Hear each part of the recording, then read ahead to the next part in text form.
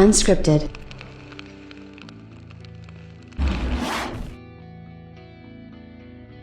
See, even though I do think that Microsoft is on the right path, as well as a lot of other people, I mean, clearly a lot of people are seeing what's going on, Microsoft kind of set themselves up for a future down the road, and maybe not even a future that is console-based. So that's something that we all have to kind of take into consideration when we kind of look at how Xbox and how Sony are doing things and how they're going to handle things in the future as we continue to go along with this kind of stuff. But obviously, you know, a lot of people keep telling me that, you know, Xbox is, you know, setting up for the long game. And I mean, I literally heard this stuff, you know, years and years and years and years ago. And here we are, and the PlayStation 5 is absolutely crushing, like, all these records and things like that. And you have to just kind of sort of question, like, at what particular point do a lot of these fans on the Xbox side kind of give in to the fact that when it comes to consoles and the way things are going, things aren't as changing as much as they might think.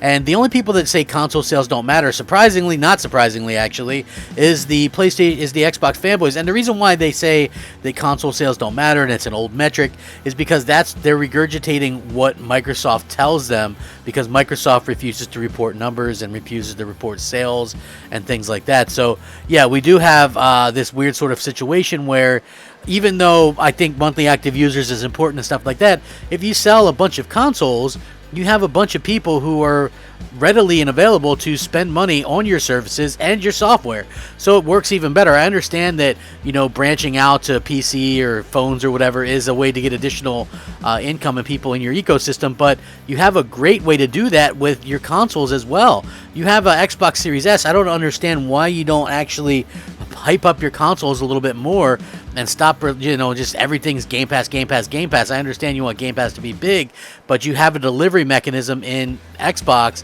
that can do that far better than anything else. And I know people might disagree and go, well, the cloud, well, let's just look at the way cloud's going. Luna who?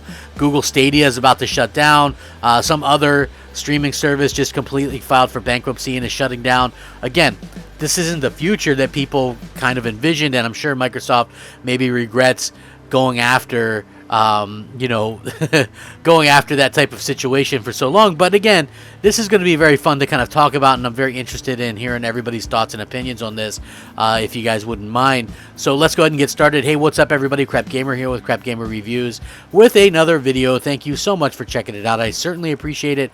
Please like, share, subscribe. I would appreciate that as well. It helps out the channel. Means a lot to me personally. And if you guys were wondering, I would really appreciate if you guys could just subscribe, like it at the very least. It's free for you guys to do.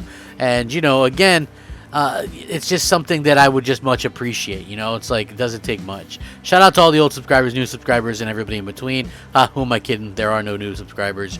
Anyway, I appreciate you guys rocking out with me. So we get some information about Sony, and the PlayStation 5 is now the fastest selling console in US history for dollar sales. This is very incredible news.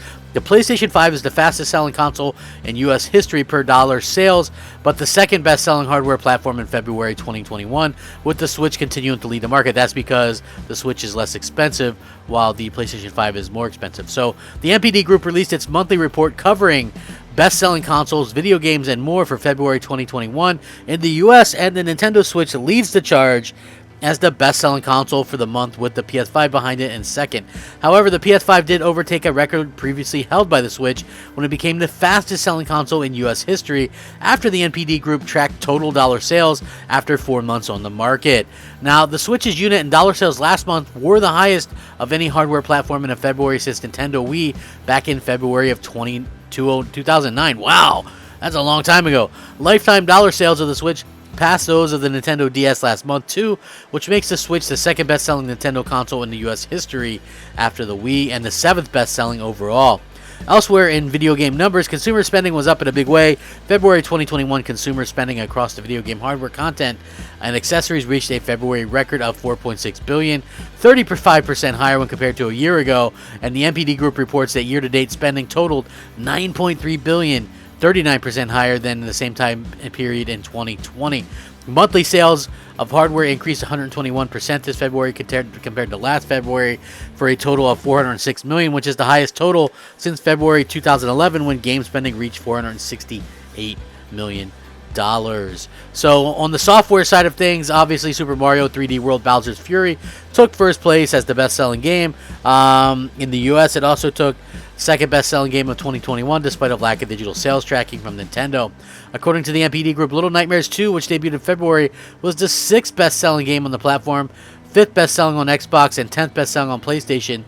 Video game accessory spending reached $195 million in 2021, with the DualSense controller being the most dollar sales in a month. So again, the PlayStation 5 is breaking records despite the shortages, and there are severe shortages with the PlayStation 5. This is something that we're going to be seeing for a long time to come.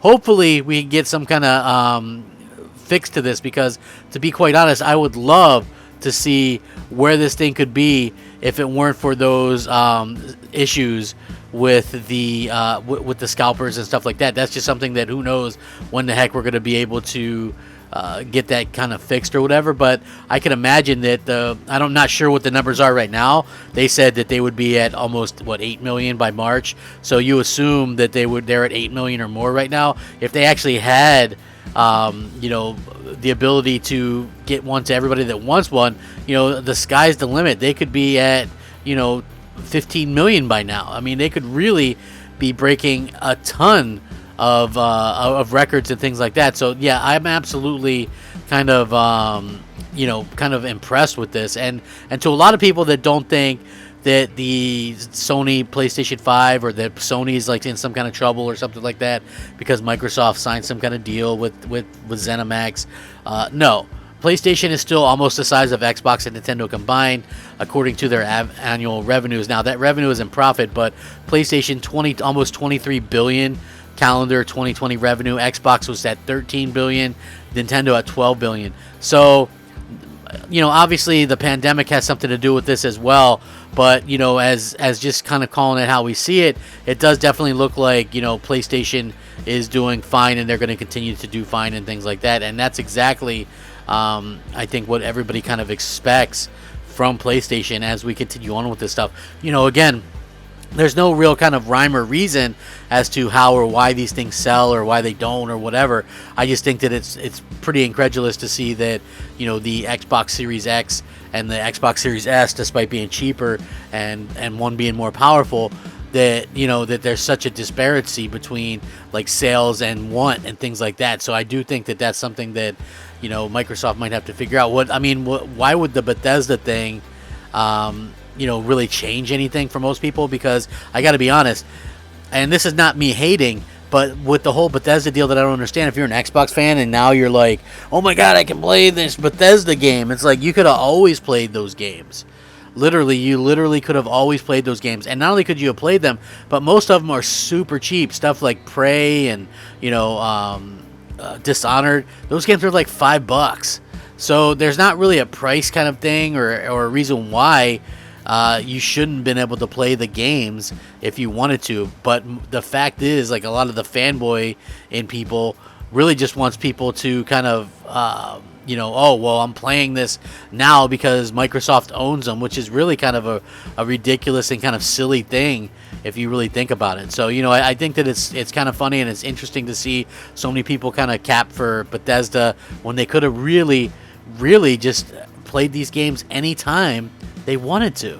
It really doesn't. I don't understand the thought process behind it, and maybe I never will. But this is something that I really, I really want to kind of say this. It's just very interesting, and I would love to hear kind of the thoughts and impressions and stuff like that from you guys. How do you guys feel about this stuff going forward? I mean, obviously, PlayStation 5 is really kind of on fire. People, I'm sure, if you're an Xbox fan, will make some kind of excuses for this or whatever, claiming that it's scalpers buying most of them or whatever. But at the end of the day, Microsoft, we were heard, was going to be ready to sell and have stuff ready. Sony, they did a better job clearly, but even that, I see Xboxes available for a much longer time than we've seen the PlayStations, and we don't really hear people talk about that as often. But yeah, definitely love hearing about this stuff. Let me know what you think. If you ever want to hit me up on Twitter, at @the_Crapgamer. PSN is just Crapgamer, or Xbox Live MOH space Crapgamer. Love hearing from you guys. Please let me know what you think. Have a fantastic day. I really mean that, and I hope you guys take care of each other and just have a good time gaming and stuff like that. At the end of the day, that's what it's all about, you know, like gaming and having fun and stuff like that. So, you know, that would be exactly kind of what everybody wants, you know, out of this whole thing. And, you know, gaming is supposed to be fun, you know, and that's exactly what I hope we continue to see. So thank you guys very much for rocking out with me. Have a fantastic day. And as always, remember, rack 'em up. Crapgamer out. Unscripted.